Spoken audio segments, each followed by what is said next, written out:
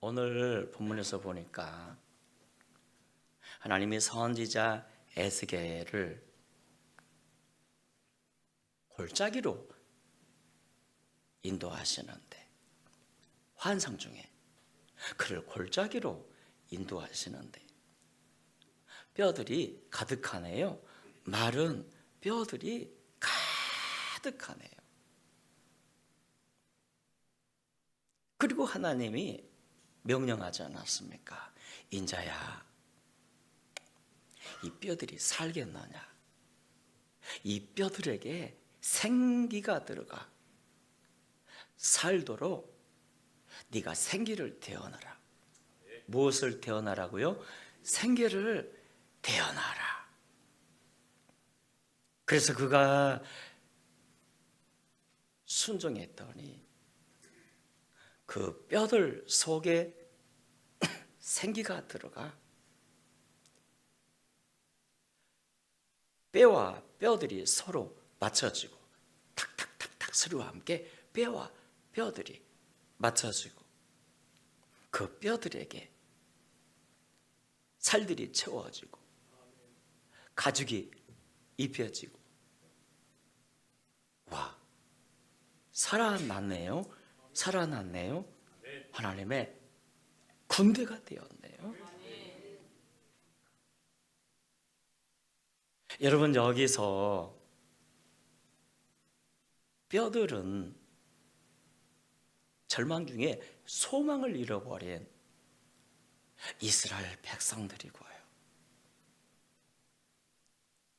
저들에게 생기가 들어가 살게 하라. 또한 생기는 창세기 2장 7절에 나온 같은 생기로서 생명 아닙니까? 생명. 또한 하늘의 바람, 곧 성령을 상징합니다. 성령을. 본문 14절에서 말씀하지 않았습니까? 내가 또 내 영을 너희 속에 두어 너희가 살아나게 하고. 그래서 생기란 성령 아닙니까? 성령의 능력입니다. 인자한테는 뼈들에게 생기가 들어가 살게 하라. 주여 우리에게 생기가 들어와 살게 하소서. 여러분, 이 예언의 말씀이 언제 성취되었죠? 오순절날 마가의 다락방에서 성령 강림하심으로 성취되지 않았습니까? 영적으로 뼈와 같은 이스라엘 백성들이 성령으로 막 살아나 하나님의 군대가 되었어요. 생기가 들어가 살게 하라. 생기가 들어가 살게 하라.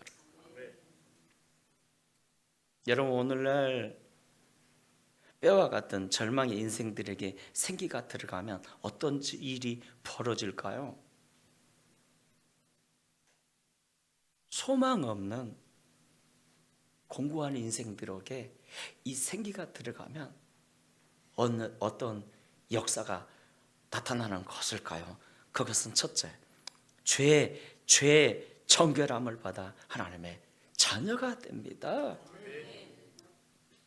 본문 23절 하반절에서 말씀하지 않았습니까? 내가 그들을 그 범죄한 초소에서 구원하여 정결케 한즉 그들은 내 백성이 되고 나는 그들의 하나님이 되리라. 여러분, 성령은 우리를 죄에서 회개시켜 정결하게 합니다. 그래서 우리는 회개의 영을 구하셔야 하고, 둘째, 생기가 들어가면 변하여 새 사람이 됩니다. 따라합시다. 변하여 새 사람이. 에스겔 36장 26절 이하에서 이렇게 말씀하셨네요. 또 새 영을 너희 속에 두고 새 마음을 너희에게 주되 너희 육신에서 굳은 마음을 제거하고 부드러운 마음을 줄 것이며. 여러분, 성령은 우리를 변하여 새 사람이 되게 하셔요. 제자들 봐보실까요? 그렇게 육적이던 사람들이 주의 생기가 들어가니까 변했어요. 변했어요. 가치관이 변했고요. 가치관이 성품이 변했고요. 성품이 육적 본능을 따라 살던 사람들이 이제 영의 인생이 되어 주님을 따르네요. 주님을 따르네요. 죽기까지 주님을 따르네요. 셋째, 생기가 들어가면 죄와 우상이 깨뜨려지고 하나님과의 관계가 회복됩니다. 본문 23절에서 말씀하지 않았습니까? 그들이 그 우상들과 가증한 물건과 그 모든 죄악으로 더 이상 자신들을 더럽히지 아니하리라. 내가 그들을 그 범죄한 모든 초소에서 구원하여 정결하게 하는즉 그들은 내 백성이 되고 나는 그들의 하나님이 되리라. 여러분, 우상을, 우리에게 있는 그 모든 우상을 깨뜨리는 능력이 주의 생기 안에 있고요. 죄의 중독을 고치는 이 능력이 생기 안에 있습니다. 넷째, 생기가 들어가면 영적으로 자라고요. 자라고 부흥됩니다. 에스겔 36장 33절 하반절에서 말씀하지 않았습니까? 황폐한 것이 건축된다고. 여러분, 우리 안에 생기가 임하면, 생기가 들어오면 우리가 영적으로 멋지게 자라고요. 자라고요. 부흥이 일어납니다. 건초더미 부흥운동이라고 많이 들어보셨을 겁니다. 18세기 말 미국이 황폐해졌을 때 경제뿐만 아니라 영적으로도 심각하게 황폐해졌을 때 대학생 사무엘 밀즈를 비롯한 몇 명이 우리가 미국을 위해 기도하자, 이 땅을 위해 기도하자, 이 땅의 부흥을 위해 기도하자. 그래서 건초더미 밑에서 기도하지 않았습니까? 건초더미 아래에서 우리에게 부흥을 달라고. 그리고 그들에게 성령의 생기가 임하였으니 와, 그 생기가 그들에게 임하여 그들이 살고 그 생기가 번지고 미국 전역으로 번지고 대학 전역으로 번져서 그때 은혜 받고 영향력을 입은 사람들이 우리나라 선교사로 왔으니 언더우드와 아펜젤러 아닙니까? 생기가 우리 안에 들어가야 합니다. 생기가 우리 안에 들어오게 되면 우리가 잘하게 되고요. 잘하게 되고요. 우상이 깨어지고 그래서 잘하게 되고요. 변하게 되고요. 부흥이 일어납니다. 또한 생기가 임하면 삶이 풍성해지고 복을 받습니다. 에스겔 36장 35절에 말씀했지요. 에덴 동산같이 되겠고. 에덴 동산은 축복의 동산 아닙니까? 생기가 우리에게 들어오면 우리 가정에, 우리 교회, 이 사회에 들어오면 살아납니다. 회복됩니다. 복을 받습니다. 또한 29절에서 보니까 곡식이 풍성해지고 기근이 닥치지 아니하고 나무의 열매와 밭의 소산이 풍성해지고. 와, 생기가 축복의 비결이네요. 그 생기가. 그래서 생기란 생명 아닙니까? 어떤 맨말라 비뚤어진 뼈에도 이 생기가 들어가면 막 살아나요. 또한 저주를 몰아내고 복을 받게 합니다. 이 생기가 말입니다. 에스겔 47장에 보니까 생기가 하늘 지성소에서 나와 사막을 가로질러 흐르는데, 와, 그 사막에 생수가 흐르니까 죽었던 사막에 강이 서고 그곳에 나무들이 서고 나무들이 막 열매를 맺기 시작하네. 그리고 그 강물이 사해 바다에 흘러 들어가니까 죽었던 바다가 살아나고 물고기가 많아 번성해지고 앵기 어부가 서고, 바로 이 생수가 성령의 생기고요.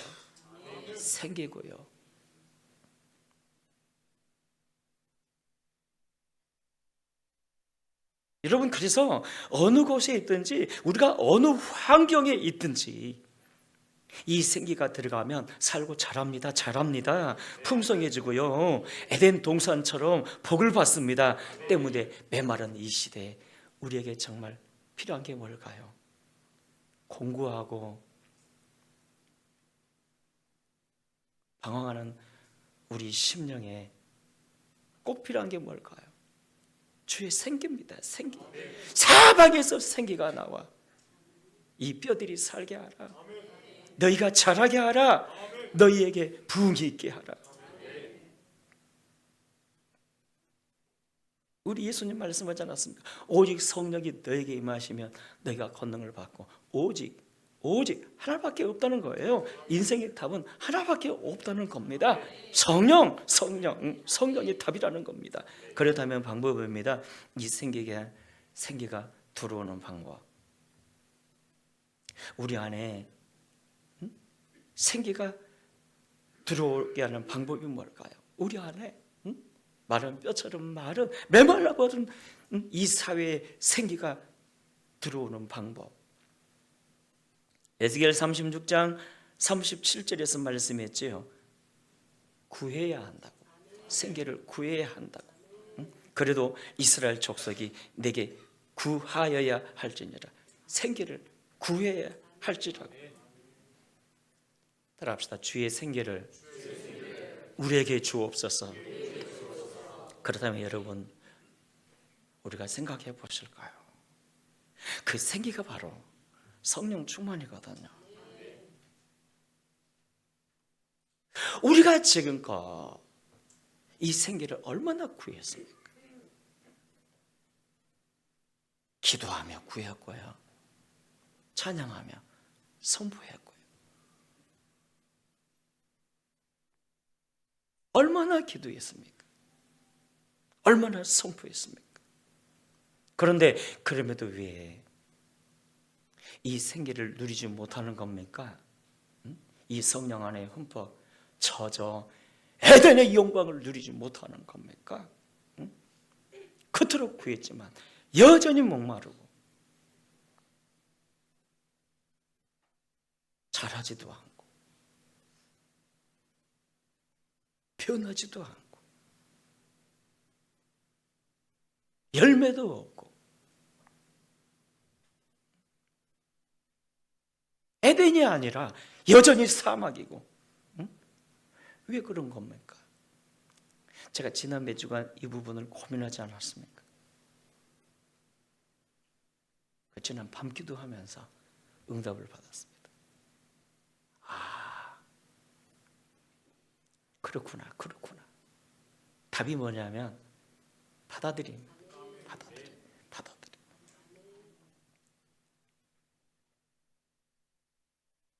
왜냐하면 지금은 성령의 시대고요. 성령의 시대. 예수님이 파송하셔서 지금은 성령의 시대 아닙니까? 온 땅에 성령님이 편만에 계세요. 그래서 지금요, 사방에서 생기가 흐르고 있어요. 그런데 문제는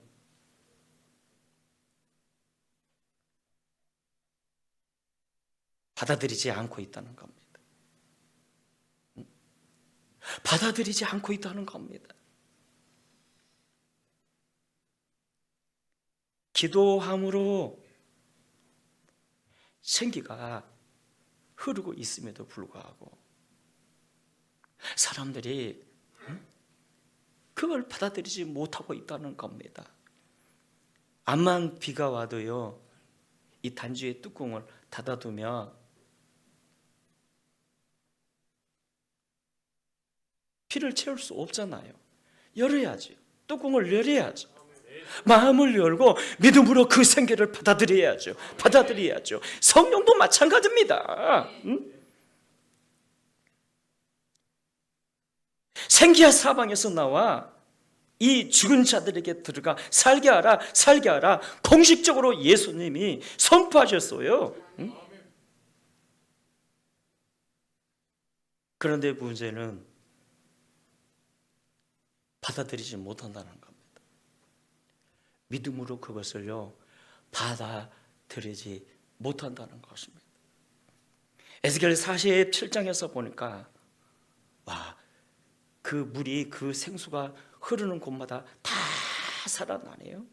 사막으로 물이 흐르니까 사막에 살고, 죽은 바다로 흐르니까 아마 바다가 살고, 물고기가 많아져 번성되고, 앵기들 어부가 서고. 그런데요 에스겔 47장 11절에서 이렇게 말씀하네요. 그 진펄과 개펄은 되살아나지 못하고 소금 땅이 되었다고. 그 진펄과 개펄은 생수가 흐르는데 진펄과 개펄은 살지도 못하고 자라지도 못하고 소금 땅이 되고. 무슨 뜻인지 아세요?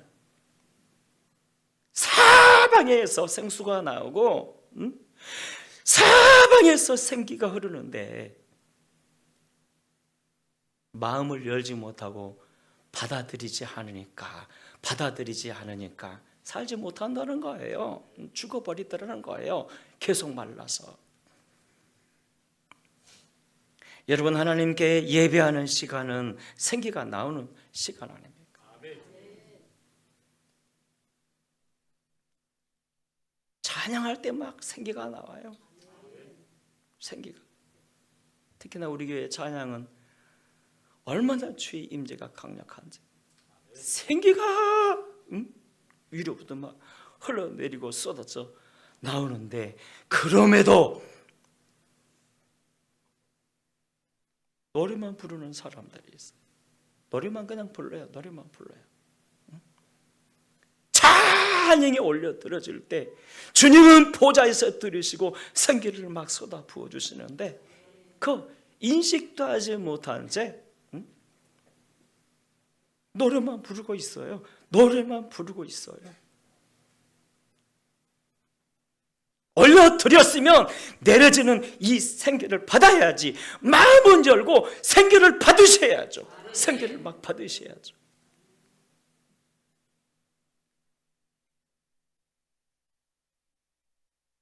설교도 마찬가지입니다. 사도행전 10장에서 보니까 베드로가 고넬료 집에서 말씀을 증거할 때 성령이 말씀 듣는 모든 사람들에게 임했더라 기록하지 않습니까? 그러니까 그가 설교할 때 이 성령의 생기가 막 내려지는데, 중요한 건 그곳에 모인 모든 그의 가족들이 다 이 생기를 받아들이는 거예요. 복음을 받아들일 때 생기가 임한 줄 믿습니다. 말씀에 순종할 때 생기가 임한 줄 믿습니다. 중요한 건요 받아들임이에요. 받아들임.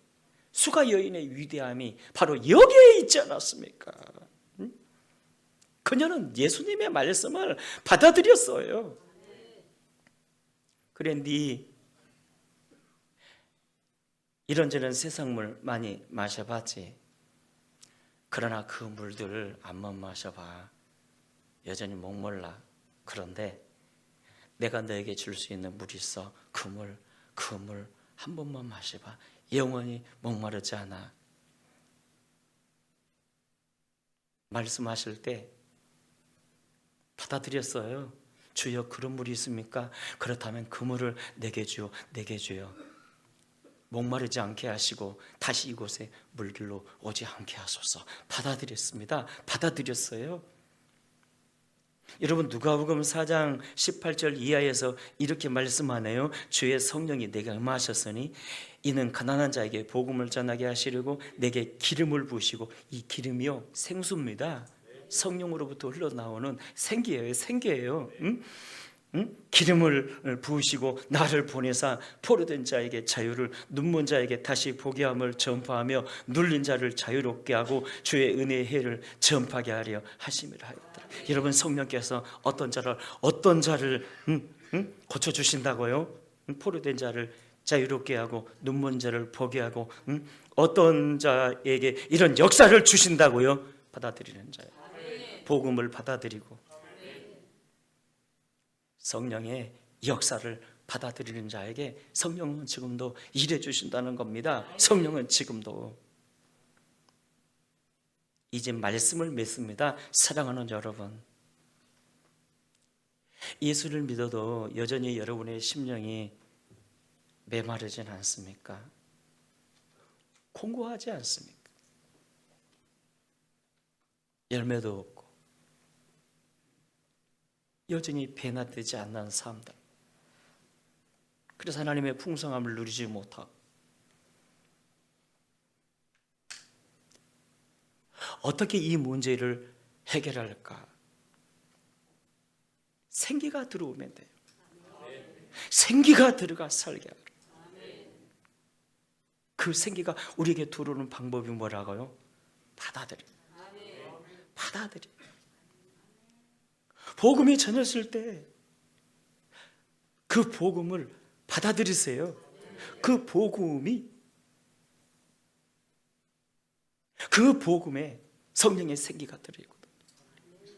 말씀에 순종하려고 몸부림칠 때 생기가 우리 안에 들어와요. 성령의 어떤 터치가 있을 때 받아들이세요. 받아들이세요. 그래서 기도하실 때도 찬양하실 때도 막 일방적으로 기도만 하지 말고 찬양만 하지 말고 찬양할 때 내려지는 그 생기를 받아들이는 거예요. 그래서 여러분 그 대집회들 가서 찬양하는 사람들을 보면 있는 힘을 다해 열정을 다해 찬양하다가 어느 순간이 되면 받아들이지 않던 거예요. 이 손을 편다는 것은요 영광도 되지만 받아들임이에요. 받아들여.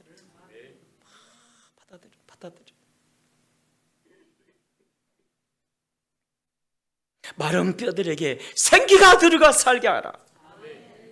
여러분 우리가 말라있지는 않습니까? 공고한 심령, 열매 없는 삶, 풍성한 삶 대신에 사막 같은 상황들, 생기가 답입니다. 생기가 들어가 살게 하라. 생기로 사는 우리 모두가 되시기를 주의 이름으로 축원합니다.